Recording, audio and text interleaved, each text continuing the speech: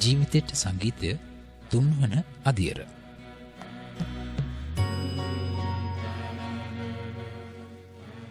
ඒනින් කුඹුරින් ලද අස්වැන්න අටුකුටු පුරවා තම යැපීම් ආර්ථිකය සවිකලා මෙන්ම සුන්දර වන පියස සිසරා ඒ නෙලාගත් පළතු වර්ග ඖෂධ වර්ගද සමාජගත කළ අපේ ගෙම්මියා ගම්මේම පන්සල පල්ලිය කෝවිල අමතක කළේ නෑ. ඒ තම ඉෂ්ට දේවතාවුන්ට යුතුයකම් ඉෂ්ට කිරීමටය. එයින් සිදුවුණු බැඳීම් මිනිස් ප්‍රජාව තුළද නොමැකෙන ලෙස සමාජගත වුණා මෙන්ම විවිධත්වයට අලංකාරණයට හේතුවා. ගමේ පන්සලේ පින්කම් මාලාව, පල්ලියේ මංගල්‍ය, කෝවිලේ තේරු උත්සවය මේවට ආගම් ભેදයක් නැහැ. හැමෝම රස වින්දා. නැටුම් ගැයුම් වැයුම් තමයි මේවා තුළ තිබුණේ. මෙම සංගීතමය අත්දැකීම වටා එක්වීම තුළින් සමාජයේ එක්ව රස විඳීමද, අන් අයගේ සංස්කෘතින් ඉවසීමද, සමගිව රැස්වීමද යන මානව ක්‍රියාකාරීන් වල යහපැවැත්මට හේතු වුණා. ඒ විතරක් නොවේ, ගමේ ගොඩේ දරුවන්ගේ සැඟවුණු දක්ෂතාවයන් හැමෝම හඳුනාගත්තා.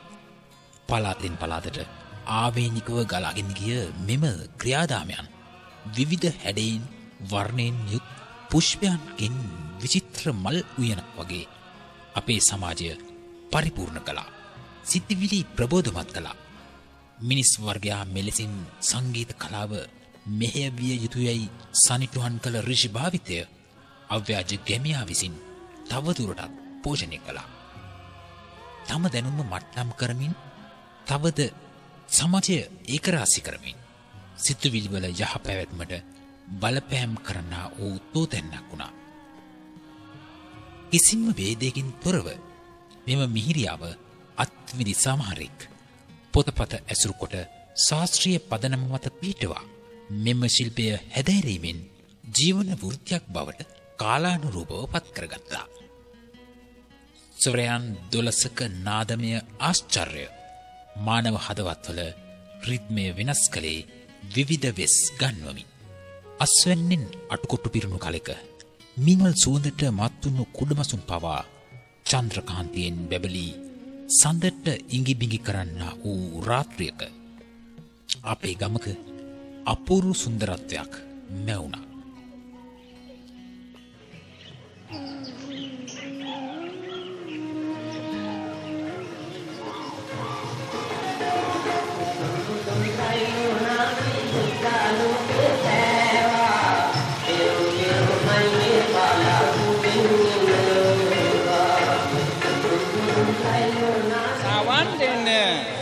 දෙන්න අද රෑ රන්තලිය පුරාණ විහාරස්ථානයේදී ප්‍රසන්න සල්පිලාක්, ඉටිවන කවි මඩුවක්, මල්වටි වෙන්දේසියක් සමග නැටුම් ගැයුම් වැයුම් පිරුණු ගීත නාට්‍ය මාලාවක් අද දින සිට රාත්‍රියේ සිට එළිවෙන තුරා ආරාධනය ඔබ සැමට.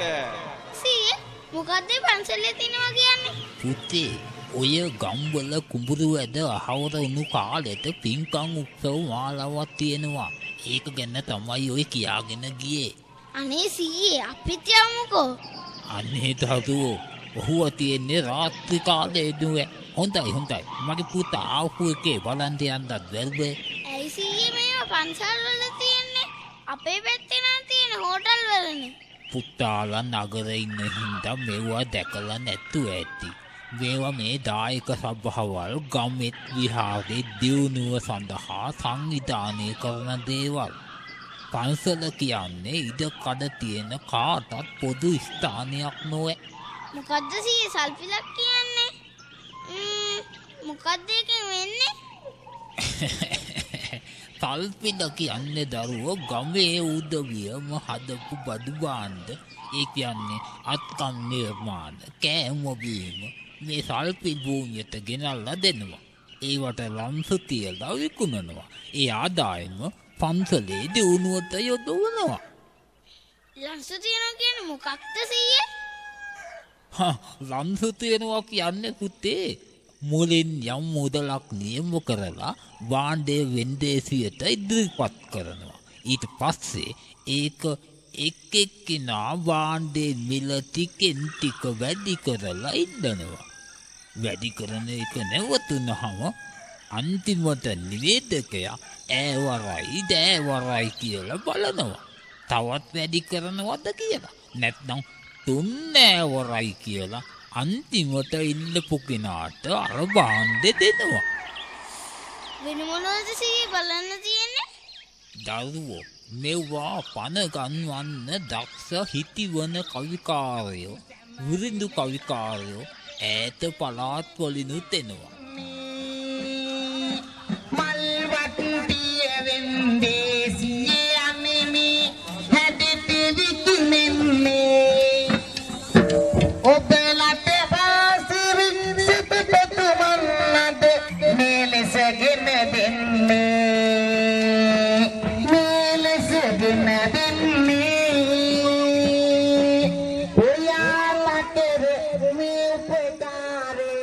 කඩුසටන් පින්නුම් කරනම් විහිදු තහලු බලන්ද එතෑය තියෙන උදාරුව ගීත නාටකෝද. ඒගොල්ලෝගේ නාට්‍ය මොන වගේද? වේදිකාවල් නැන්නේ පන්සලේ. ඒවා තියෙන්නේ පුතේ එලි මහන්. ඒවට කියන්නේ දෙබස් හතන ගීත නාට්‍ය. තොල් හෙල්ලීමක් විතරයි නළු නිළියෝ කරන්නේ. එතකොට දෙබස් නැද්ද සීයේ? දෙබස් කියනවා පැත්තක ඉඳගෙන මයික්‍රොෆෝනයට වෙන ශිල්පියෝ. එතනම වාදනය කරන අය ඉන්නවා.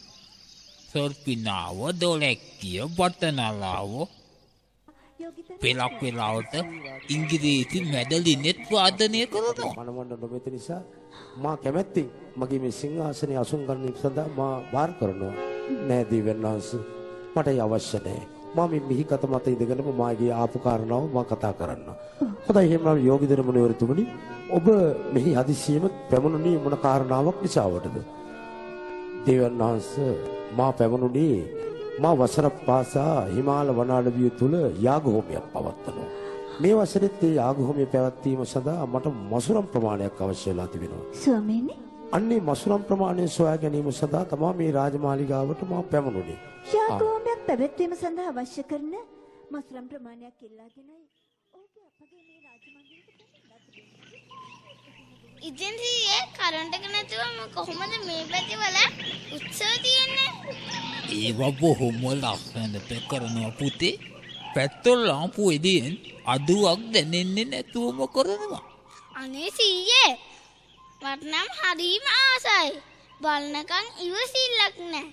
ඔව් පුතේ. එලි වෙනකම් මේවා බලලා විනෝද වෙනවා. මිනිස්සු බොහොම සමගියෙන්.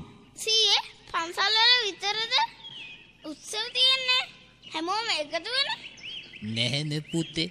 අනික් අයගේ ඔය වගේ උත්සව තියෙනවා.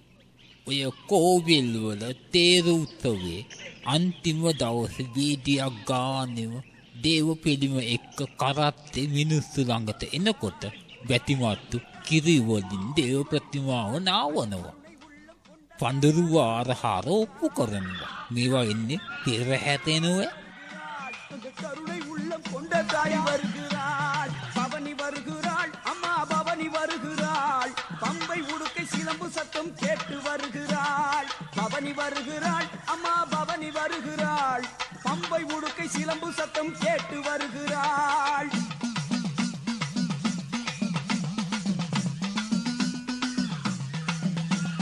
நாகப்பாம்பை தேகம் தாங்கி பவனி வருகிறாள், மேகம் தூவும் மழையை ஏந்தி மாறி வருகிறாள், நாகப்பாம்பை தேகம் தாங்கி பவனி வருகிறாள். ඒ කියන්නේ වෙනදාට දෙවියන් ළඟට මිනිස්සු දෙවියන් මිනිස්සු ළඟට එනවා. නිකන් නෙමෙයි. නැටුම් ගැයුම් වැයුම් සහිතව නේද සීයේ? හරියටම හරි මගේ පුතේ. හොඳම උපහරණයක් තමයි මගේ පුතා කිව්වේ.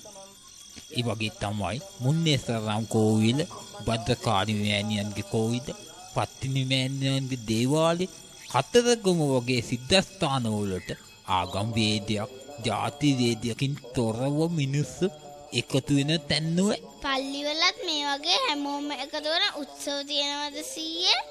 ඔව් පුතේ. ක්‍රිස්තියානි පල්ලි එක එක සාන්තුවරයන්ගේ නමින් වෙන් කරලානේ තියෙන්නේ.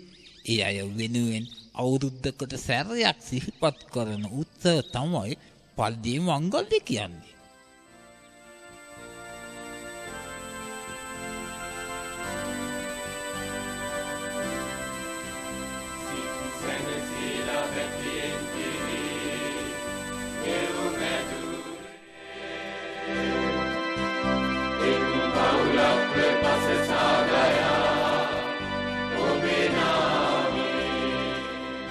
ඔය තලවිල පල්ලිය, කොච්චිකඩේ පල්ලිය, මඩ දේවස්ථානයේ, රාගම බැසිලිකාව මේ දේවස්ථාන වලට පිහිට ලබා ගන්න කොච්චර මිනිස්සු එනවද?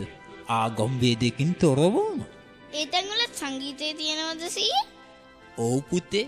ඇත්තටම බැලුවම ඒ අයගේ භක්තිය සංගීතෙන් නුවේ ප්‍රකාශ කරන්නේ. ඒ කියන්නේ සීයේ බැලුවම සංගීතය කියන්නේ පුදුම මාධ්‍යයක් නේ. ඔව්. මේ කලාව මාධ්‍ය මිනිසුන්ගේ ජීවිතවලට කරන සේවය සුදුප්පටු නොවේ. හොඳයි සීයේ අපි යමුකෝ හවස් වෙලා පන්සලට.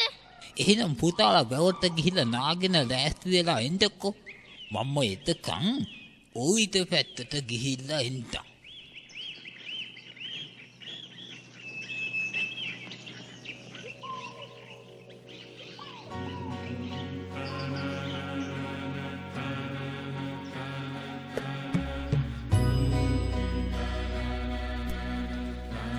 ජීවිතයට සංගීතය තුන්වන අදියර. පිටපත සංගීතාචාර්ය දනූර් එම් බණ්ඩාර නවගත්තිගම. අධීක්ෂණය පියල් උදය සමරවීර. විජය.lk වෙනුවෙන් නිෂ්පාදනය සහ සංස්කරණය විශ්ව ගැමුණු ප්‍රියංකර. අද හඬනලු පිරිවර විශ්ව ගැමුණු ප්‍රියංකර විනුජ සංකල්ප සහ රංජිත් තිලකරත්න.